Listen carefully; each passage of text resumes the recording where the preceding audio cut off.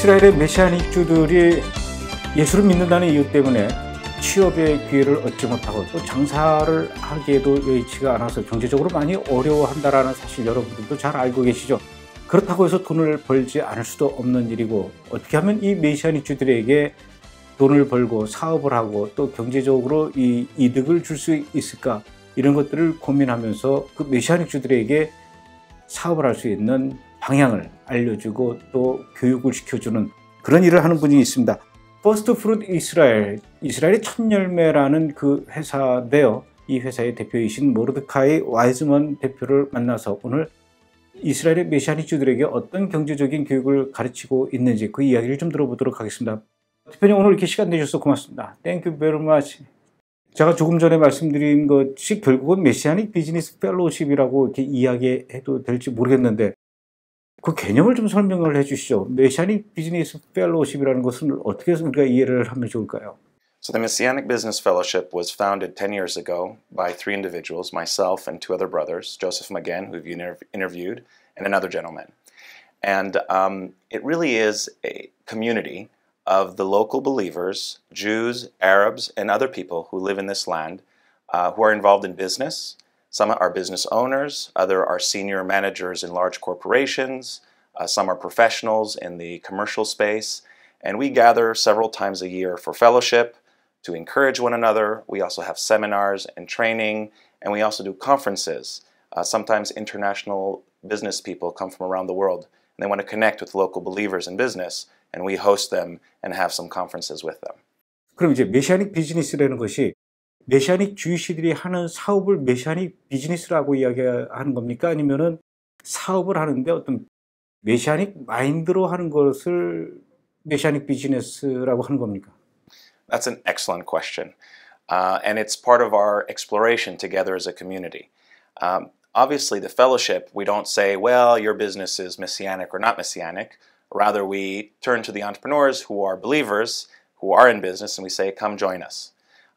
And some businesses simply are the person's way of making a living. For others, it's also their way of serving the Lord. And our desire is for every entrepreneur, every business owner, every believer operating in the marketplace to understand what is their calling from God. What is the redemptive aspect of their work? Because we believe work is sacred. We don't believe that God said only the things that are spiritual are sacred and work is not important. But when He created Adam and Eve, He put them in the garden and He said, this is your role, this is your calling. And we believe that all believers are called to serve full-time, no matter what their job title is. And so for us in the Messianic Business Fellowship, it's part of our exploration and journey together for people to understand, what is God calling me to do? And our hope is that their business will move from being just a believer-owned business, or I'm a believer in a corporation, to I'm a servant of God operating in the marketplace.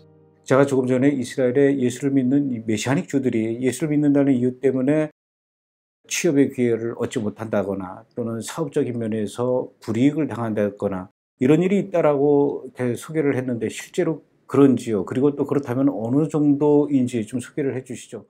So, I think to answer the question, I have to go back about 70 years. So, I'm a third generation Messianic Jewish believer. And my grandfather, who was a Holocaust survivor, the only survivor member of his family, he became a believer. He was the first in our family. And when he was a believer in the 50s, here in Israel, even secular Israelis were wouldn't understand. And our family had a very hard time with my grandfather and grandmother becoming believers. When I was a child, growing up, it was less difficult, but still there was not openness. Today we see things a little different. So to answer your question, believers in the past sometimes would be fired from their jobs. And in fact, we've had stories of people also losing contracts. Sometimes there's a business that was here in Israel that had demonstrations outside of the factory. We've had those kinds of things that happen mostly in the 80s and sometimes in the 90s. We're finding in the last 10 years or so that there's more openness. Now, Israel is a very relational economy. It's not just what you know or what kind of product you have, but who you know. So for believers, I think the issue is not so much anymore being actively opposed or having persecution, but simply not having the strong relational network that you need to be successful.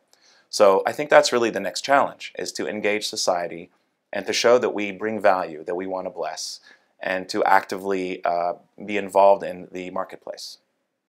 제가 듣기로는 몇 년 전에 이스라엘의 텔아비브의 어떤 도시에서 메시아닉 유대인이 빵집을 열었더니 주변 사람들이 이 빵집을 못 열게 막 항의하고 데모하고 그런 일이 있었더라고 그러는데. Yeah, that's an excellent example. Here it's complicated because you're dealing with the religious authorities, not necessarily the formal government authorities. So you're right, Israel's a democracy, but there's an area in Israeli state or Israeli life that is governed by the rabbinic courts, and it has to do with kosher laws. And this is a big debate in Israeli society at all because many secular businesses are not happy with the way the rabbinic system has instituted kosher laws. And that's a general debate that is going on right now. Specifically in this case, there was a bakery owned by a believer who was a very good baker and had lots of clients and very popular. But when the religious authorities found out she was a believer, they withdrew her kosher certificate. And really, as far as we're concerned, for unjustified reasons, except for the fact that she was a believer. So that was a clear case of persecution. But it wasn't by the organs of the state, it was by the rabbinic authorities that give kosher certificates. And like I said, that's an area of controversy within Israeli society in general, not just between believers and the rabbinic authorities. 그러면 이스라엘에서 그렇게 코셔 문제로 정통 유대인 랍비들이 와서 항의하거나 이런 문제를 아예 사전에 차단할 수 있는, 그래서 메시아닉 주들이 좀 맘 놓고 할 수 있는 그런 업종이 있을까요? So I think that as believers, we always have to be wise, and we always have to come with an attitude of blessing. So when we do that, then people are not threatened by the fact that we're Messianic Jews, and they are willing to see that we actually want to bless and be involved and help. And I think that's important no matter what area of operation a Messianic Jew decides to pursue. When it comes to the food industry, yeah, Messianic Jews would have to be pretty smart and careful about how they build their business and how they position it, because if they do want to have a kosher certificate, then they would need to be in good relations with the rabbinic authority. 어쨌든 이스라엘의 정통 유대인들, 정통적인 어떤 이 문화, 트레디션을 이렇게 무시하고는 이스라엘에서는 비즈니스를 할 수 없을 것 같은데, 어쨌든 예수를 믿는 그 유대인들의 중에서 이 비즈니스를 새로 시작하기 원하는 사람들을 모아서 어떤 내용으로 강의를 하시는 겁니까? So we have several different tracks because people come with different kinds of needs and they also come at different levels of maturity or preparedness. So some people already own a business, let's say they're an electrician or they're a beautician, and they have the technical ability and they've even started their business, but they realize that they're good in their trade, but they're not so good in the business aspects. And so we have some training and seminars for people that just want to improve their business acumen or their business skills. We also have, though, a business course for people that really want to start a business or think they want to start a business and they don't know exactly how to do it. And so there's a 6-month program that we meet weekly, and they learn how to write a business plan. We actually spend a lot of our time looking at the biblical basis for business. How does God look at money? How does God look at our heart? How do I hear God in the context of decision-making, business decision-making? How do I love my employees? How do I love my clients? How do you run a business that brings glory to God and not just a successful business? Now, a successful business brings glory to God, but also how I do that is very important. And so the business course looks at the business aspects, the biblical aspects, and what we would call character aspects. It's how do you apply God's principles in my own life? So that we offer that for people who are just about to start a business or are thinking of starting a business. We also have our Business Acceleration Center, which is where we're sitting right now, where people that are either have a business problem or they're looking for specific help, they'll come and we will spend several hours with them looking at their business plan, looking at the issues, trying to see how we can help them. So it's a mixture of training and coaching, teaching, mentoring, It really depends on who's coming and what their needs are. And we have different programs. We also have a loan program. So people come to us and say, oh, I need money. And we're like, okay, for what? And we start a dialogue, a discussion, because almost always what they actually need is advice and some structure and a better plan than what they currently have. And once they've gone to that stage, usually the loan makes sense. If you give money to an entrepreneur before they're ready, it's like an anchor, and they spend it on all the wrong things. But when you give them money at the right time, when they're ready for it, it's like a booster rocket, and it really helps them take off. So, like I said, we have different tracks depending on the needs of the person and what they need. Yeah. 그럼 지금까지 그런 프로그램을 진행해 온 지는 얼마나 되셨습니까? So, as I said, the Messianic Business Fellowship has been around for 10 years, and sometimes more active, sometimes less active, and we're increasing the tempo of our activity there. Israel First Fruits, as a formal organization, has now almost completed its 6th year, and we've run now 5 full cycles of the business plan course, the business plan competition. We have an annual competition for entrepreneurs so they can compete against each other for real cash prizes. We've done 5 Israel Business Forums, which is this international conference of international Christian people in business connecting with local marketplace folks. So we've done 5 full cycles of our normal programs, and we've been around for 6 years. Some of the material we use, though, we've developed over several decades. So I've been teaching courses on business management and operations for a long time, and other people that are involved in our organization have also done that. So depending on what you look at, we've been around for quite a long time, but formally 6 years. 그럼 성공한 케이스도 있습니까? I think we have quite a few success stories. One of the things we thought would be the hardest to do, and we're finding has happened sooner than we expected, is the mind shift, the cultural shift within the body. Where we started out, it was kind of not exactly anti, but not understanding and not connecting and seeing it as just a way to fund ministry, rather than understanding that it is a way of doing ministry, of being ministry.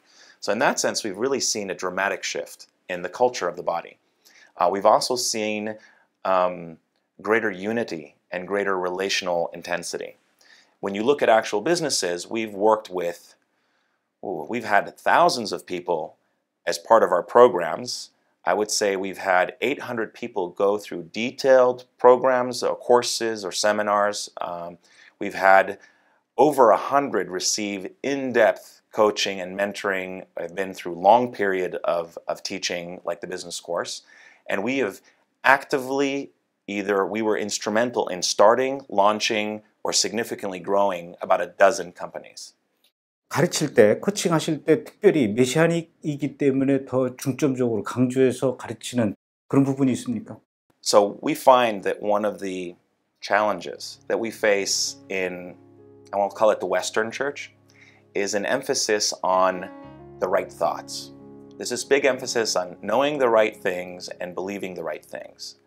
And from a Hebraic perspective, from a Jewish perspective, biblical perspective, we see Yeshua saying, repent, for the kingdom of God is near. And his emphasis is on being disciples, not just believing the right thoughts, but taking the right actions and following him. So we don't actually talk so much about what we teach, we talk more about what we do together, what we walk out together. And in that sense, our goal is to help believers learn to experience God personally in a more intense way, and then learn how to walk that out on a daily basis. So it's less about what they learn here, but what they understand here and what they do with their business, what they do in their daily life. So you could say that that's a focus of our teaching, but it's actually our daily practices that are even more important. So we talk a lot about the need and we pray a lot. So in our business center, we pray regularly. We spend a lot of time seeking God for his wisdom and not just getting the right strategy, but getting God's strategy. And again, it's not just about ethical or moral behavior, but learning the discipline of loving the people around us. Because if we're going to be a blessing in this land, it's not going to just be because we have a good business that employs people, but it's because we are effectively loving people and we are taking care of their souls and their spirits and not just their bodies. And that's sort of where we focus that's where we want to get people to. 모르드카이 대표님께서는 킹덤 비즈니스 뭐라고 생각하십니까? First of all, I think that the answer changes a little bit depending on the culture and the context and the entrepreneur. But fundamentally, a kingdom business is a business owned by God. The entrepreneur recognizes that they've received a gift and that they are a steward of this gift. And the question is, God, what do you want this business for? Now, a business is like a tree. It's a tree of life. And so it needs to be profitable. If it's not profitable, then it's not a good business. But beyond just financial profit, what are the fruit that God is looking for? And once the entrepreneur understands that and builds into the business very specific operational aspects that produce fruit that is not just financial, then in my opinion, it becomes a kingdom business. Some people call it redemptive enterprise. The idea that God has a purpose for the business, and feeding my family is a good purpose, but also creating shalom, creating that whole sense and bringing heaven to earth. Those are the different aspects. If I look at a business and I see prayer being a key part, if I see the management and the leadership asking the Lord, how do you want to use this business? I think they're very close to where they need to be. It's always a journey, not just a destination. 사업을 하려는 이 메시아닉 유대인들에게 어떻게 하면 사업을 잘할 수 있을지 그 가르쳐주는 일 굉장히 중요하고 의미 있는 일인데 그 일을 우리 모르드카이 대표님께서 시작을 하시게 된 결정적인 계기가 있다면 그 계기를 좀 소개를 해주시죠. My personal background, I have an engineering degree and an MBA. I worked in Silicon Valley. I worked in multinational corporations. I worked all over Asia, including Korea. And that's where my passion is in high tech. That's where I come from. But that's not the needs of the body.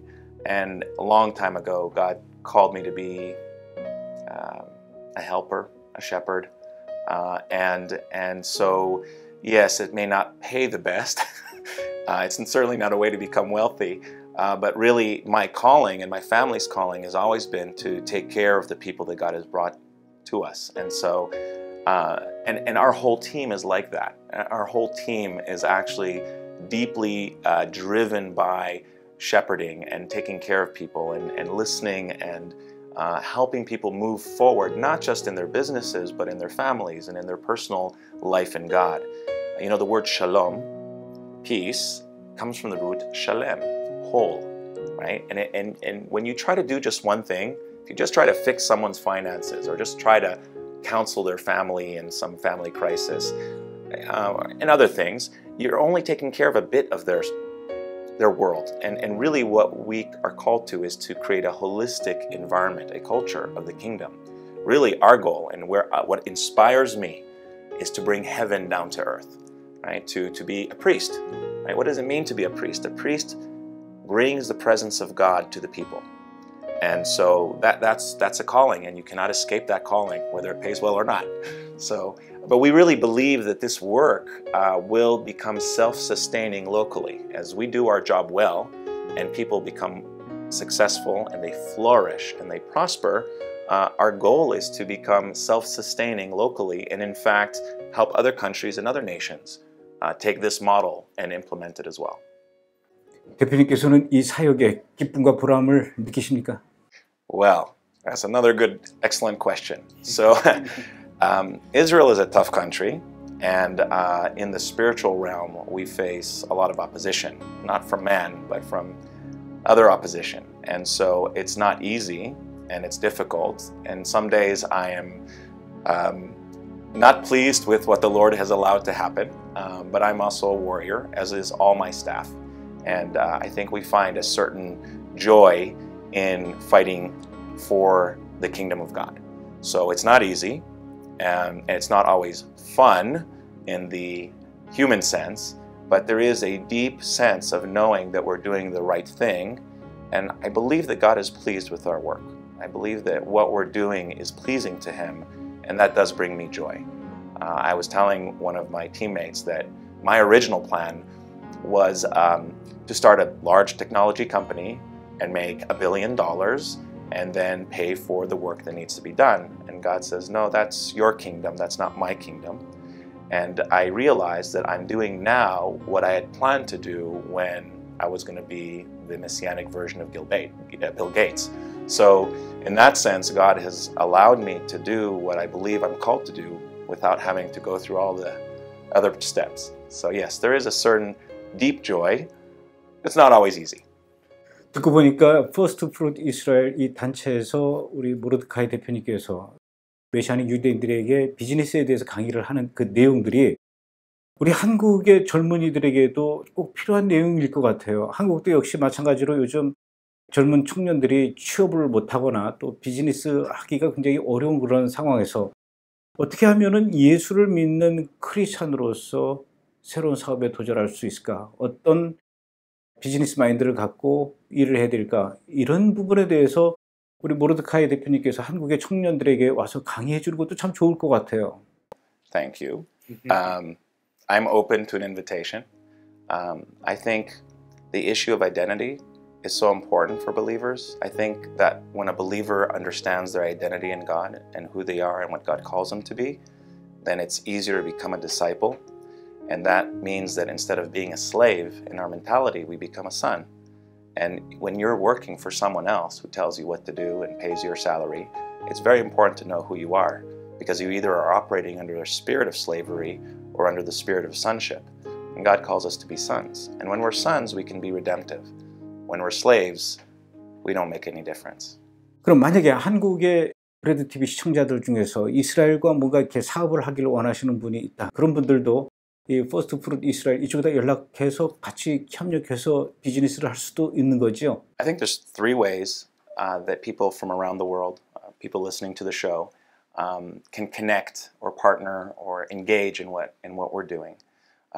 One of them is investing. People that want to invest into the Israeli economy and want local believers who are experienced in business and fund management looking after their investment. We have an investment fund. It's called the First Fruits Fund, and we're raising funds now to do investment, for-profit investment into the Israeli economy. So that's one way. Another way, if they're involved in business or the marketplace and have a desire to connect with what God is doing here in the land, we would invite you to come to the Israel Business Forum. It's a conference designed to connect the international Christian business community with the local community. And we do a lot of different things. It's less about teaching, it's more about connecting and experiencing God together. So that's another way. And the third way is if the audience believes, people that are listening, they believe in what we're doing and they feel touched by God and they want to support us. We are a nonprofit. The core training organization is a nonprofit, and we'll be happy to welcome donations as well. 굉장히 좋을 것 같아요. 한국에서 이스라엘을 사랑하는 분들이 그런 분들 중에서 사업하시는 분들이 이스라엘에 있는 분들하고 또 이렇게 연결해서 사업을 하는데 이왕이면은 이스라엘의 메시아닉 유대인 사업가와 연결해서 같이 일을 하면 더 좋은 일이 일어날 것 같습니다. 그런 날들이 오도록 우리 모르드카이 대표님께서 이스라엘에 있는 메시아닉 유대인들에게 계속 비즈니스 마인드와 이런 것들을 많이 훈련시켜 주셨으면 좋겠습니다. 오늘 이렇게 귀한 시간 내주시고 귀한 이야기 나눠주셔서 고맙습니다.